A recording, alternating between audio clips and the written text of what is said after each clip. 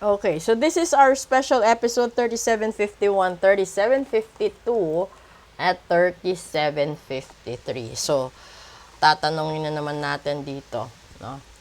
Yung kalawakan. Ano ba yung pwede mong idugtong at itumbok sa sinasabi ni daily reading sa atin? Kukuha ulit ako dito ng tatlo. No? Wait. Okay. Kuha tayo dito ng tatlo. Mga pag-uugali o mga pangyayari na tinutumbok. Una. Ay! May babalik sa buhay mo. Ano ba ito? Pangalawa. Oh! Mga red flag. And pangatlo.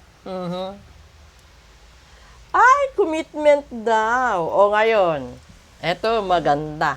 Ay tinutumbok siguro ng universe natin is all about love. O, di ba? Grabe ito, grabe. So, ibig sabihin, sinasabi dito ni universe, may babalik, no, sa buhay mo. Posible na kakausapin ka via phone call, text, or chat, di ba? And then, matagal mo na itong, pinag-iisipan, inaalala, inaasam, na babalik siya talaga para magkipag-commit sa'yo. Okay, ito yung magandang balita. Sa mga tao na nagparitual sa akin, now, though na this is a general reading, sa mga taong nagparitual sa akin na magkakabalikan sila, ito yun, mangyayari na, 'di ba? And then everything will get into a serious relationship na. Doon naman po sa mga tao na nagpatanggal, no, ng gayuma, ito rin po yung mangyayari. Magkakabalikan na po kayo. So, good news ho ito.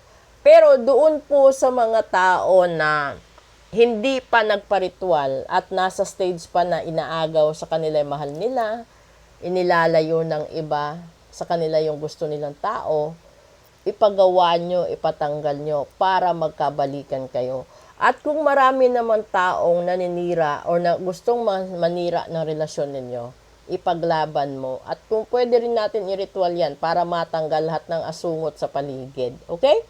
So, kung gusto nyo rin po magpabook ng full private reading at malaman, no, kung isa ba kayo dito sa mga ganitong sitwasyon, no, alam, matagal mo na inaasam na talagang Paskong Pasko, babalik siya. Paskong Pasko na mag-greet siya. Di ba? Yung pala, parang kinikilig ka at nakukuryente ka. Yun na yun. So, eto na. Hindi na natin pahahabain. Kung gusto niyo mag-book ng full private reading, mag-book na po kayo. Kung gusto niyo magkaroon ng comeback ritual, maniwala kayo.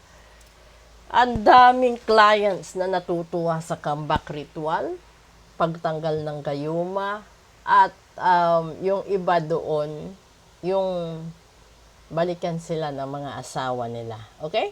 So maraming salamat po. Proceed ho tayo sa English episode po natin. And sa gusto pong mag-donate doon sa Piso Caravan na trays of eggs, message lang po kayo kasi sa 23 na po yun gaganapin, no? Ipamimigay natin as Christmas gift yung mga hard-boiled egg po. Okay? Thank you so much and then proceed tayo sa English episode.